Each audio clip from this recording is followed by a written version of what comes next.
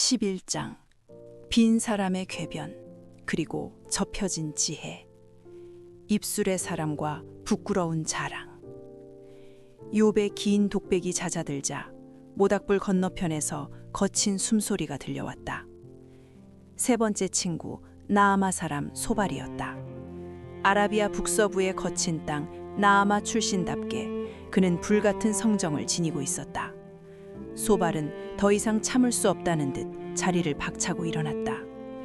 그의 눈에는 욥에 대한 연민 대신 신성모독을 참지 못하는 종교적 분노가 이글거리고 있었다. 소발은 욥의 코앞까지 다가가 삿대질을 하며 쏟아지는 말들을 뚝 끊어버리듯 쏘아붙였다. 말이 많으니 어찌 대답이 없으랴. 말이 많은 사람이 어찌 의롭다 함을 얻겠느냐. 네 자랑하는 말이 어떻게 사람을 잠잠하게 하겠으며 네가 비웃으면 어찌 너를 부끄럽게 할 사람이 없겠느냐. 그가 사용한 히브리어 이쉬세파타임은 직역하면 입술의 사람이다. 소발은 욥의 진정성을 송두리째 부정하며 혐오스럽다는 듯 바닥에 거칠게 침을 뱉었다. 진실은 가슴에 있는 법인데 너는 오직 현란한 혀놀림으로 죄를 덮으려 한다는 조롱이었다. 그는 욥의 억울한 목소리를 과장되게 흉내내며 비아냥거렸다.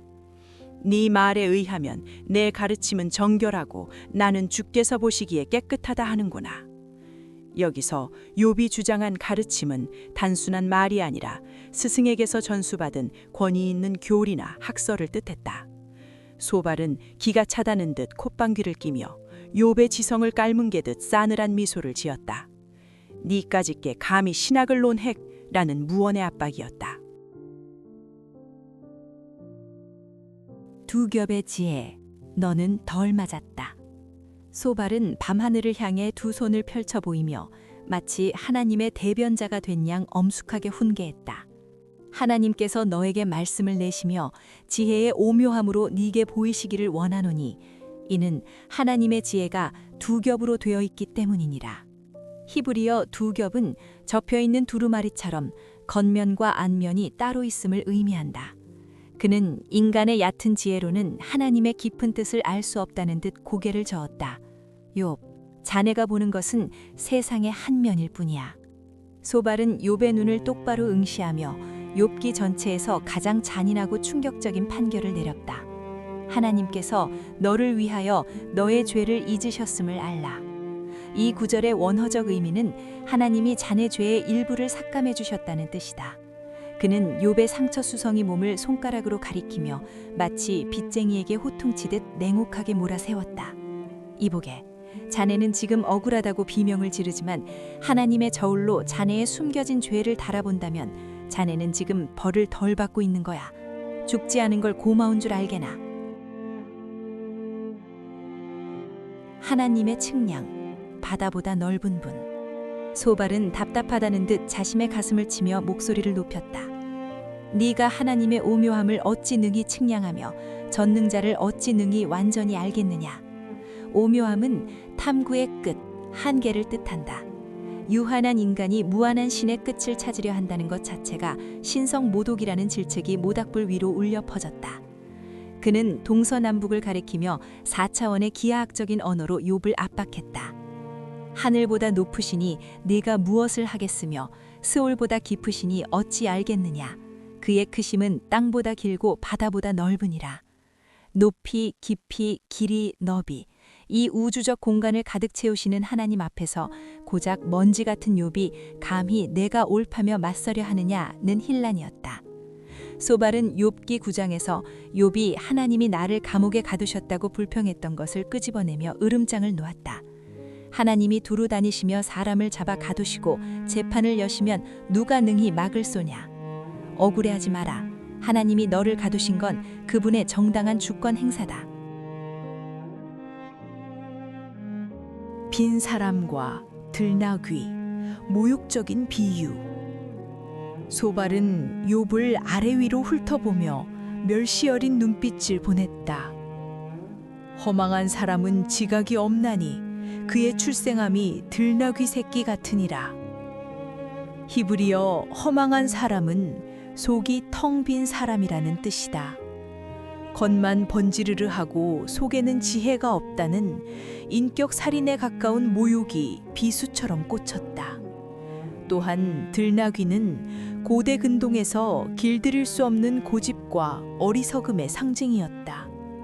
소발은 고개를 절레절레 흔들며 유비 깨달음을 얻는 것은 들나귀가 사람을 낳는 것만큼이나 불가능한 일이라고 단정짓고는 조소했다. 조건부 회복, 대낮의 태양처럼. 소발은 욥의 환부를 가리키며 마치 더러운 오물을 씻어내라는 듯 손을 휘저었다. 만일 네가 마음을 바로 정하고 주를 향하여 손을 들 때에 네 손에 죄악이 있거든 멀리 버리라. 그는 욥이 숨겨둔 죄가 있다고 확신했기에 손을 씻으라고 명령하며 회유를 시도했다. 그는 확신에 찬 목소리로 장담했다.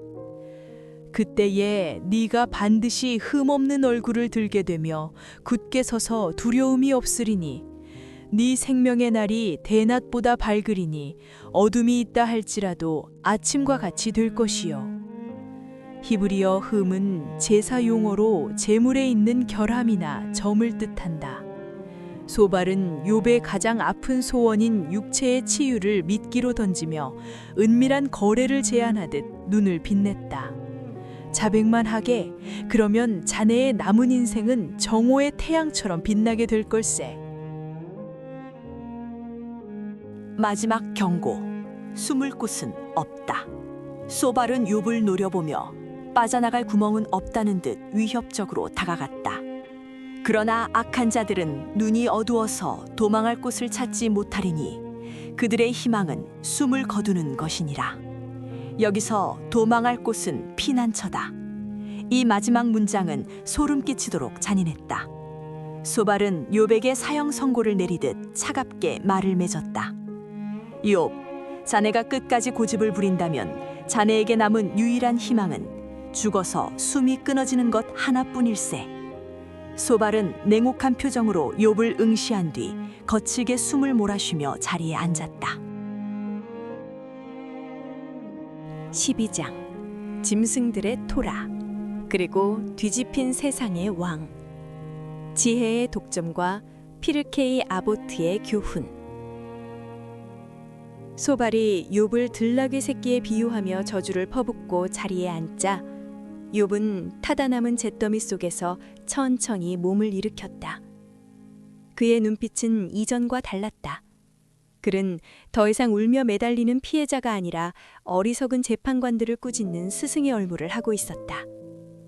욥은 친구들을 천천히 둘러보며 냉소 섞인 입을 열었다. 욥은 허탈한 웃음을 터뜨리며 그들에게 과장된 박수를 보냈다. 참으로 너희만 백성이로구나. 너희가 죽으면 지혜도 죽겠구나. 여기서 욥이 던진 조롱은 훗날 유대 지혜서 미시나의 피르케이 아보트에 담긴 핵심 원리를 정면으로 건드리는 것이었다. 미시나는 자신이 그 사람의 자리에 도달하기 전까지는 그를 심판하지 말라고 가르친다. 그러나 친구들은 잿더미에 앉아보지도 않았으면서 마치 신의 대리인인 양 심판석에 앉아 있었다. 욥은 답답하다는 듯 자신의 가슴을 주먹으로 쿵쿵 내리쳤다.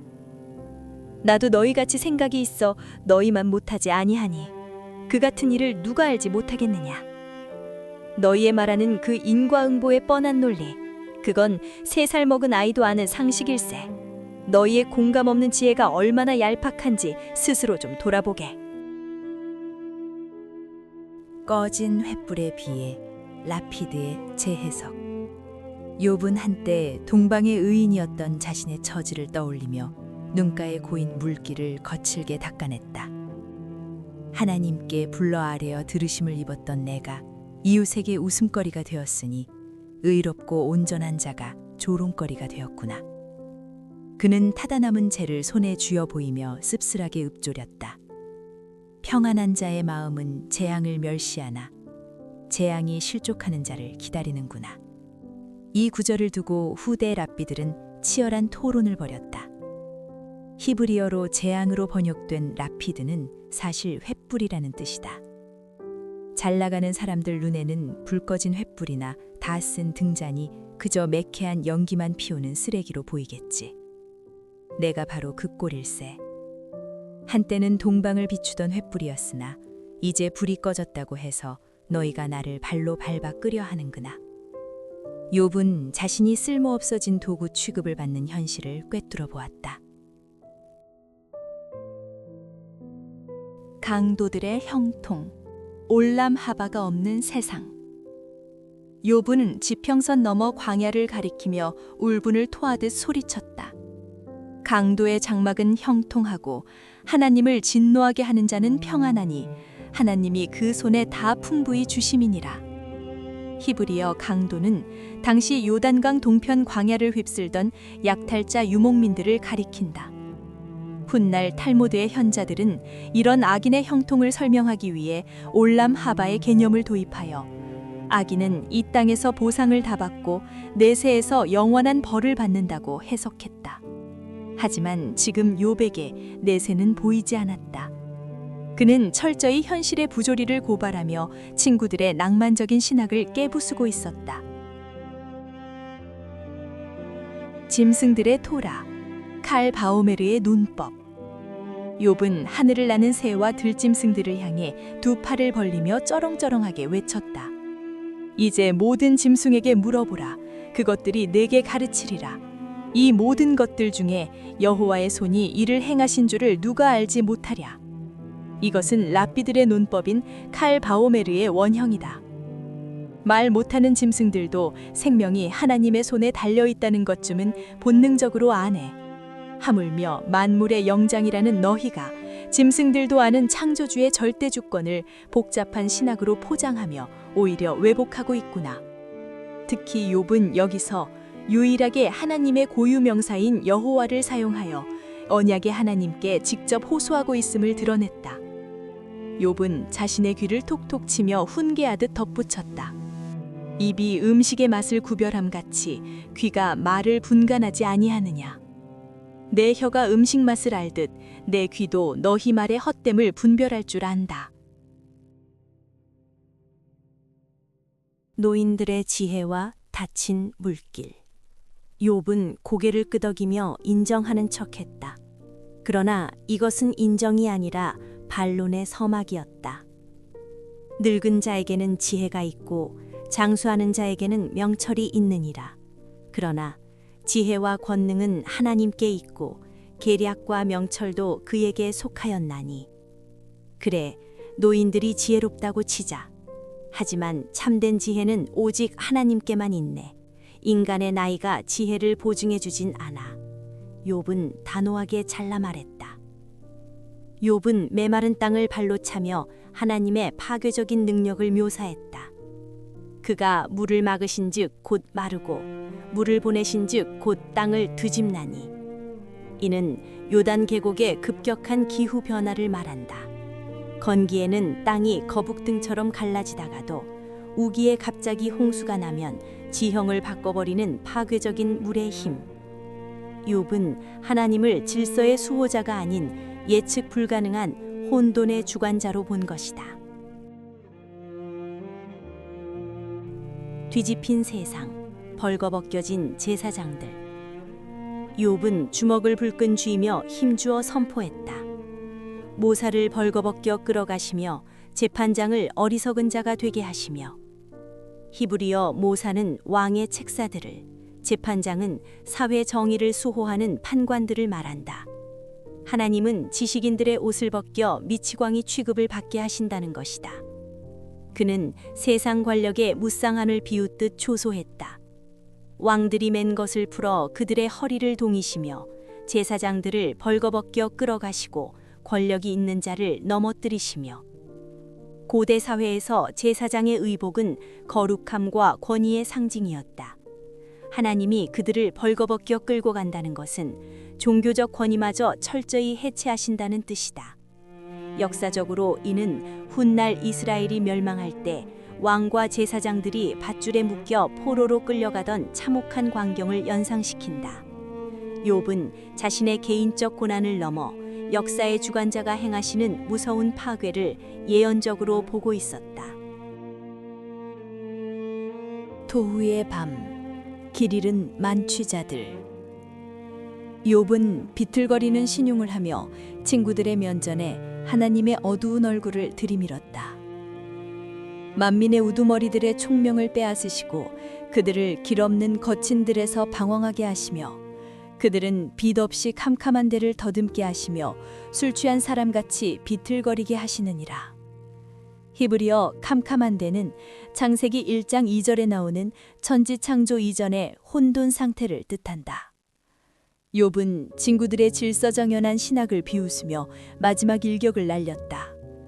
너희는 하나님이 세상을 질서정연하게 다스린다고 믿지? 하지만 내가 본 세상은 달라. 하나님은 지도자들의 총명을 빼앗아 버리시고 그들을 길 없는 황무지, 즉 태초의 혼돈 상태로 되돌려 보내시는 분이야. 마치 술 취한 사람처럼 세상이 비틀거리고 있단 말일세. 이게 내가 보고 겪은 하나님의 진짜 모습이야. 오늘도 텍스트 너머의 더 깊은 성경의 은혜를 받으셨나요? 받으셨으면 구독과 좋아요를 꾹 눌러주세요. 영상 제작에 많은 힘이 됩니다.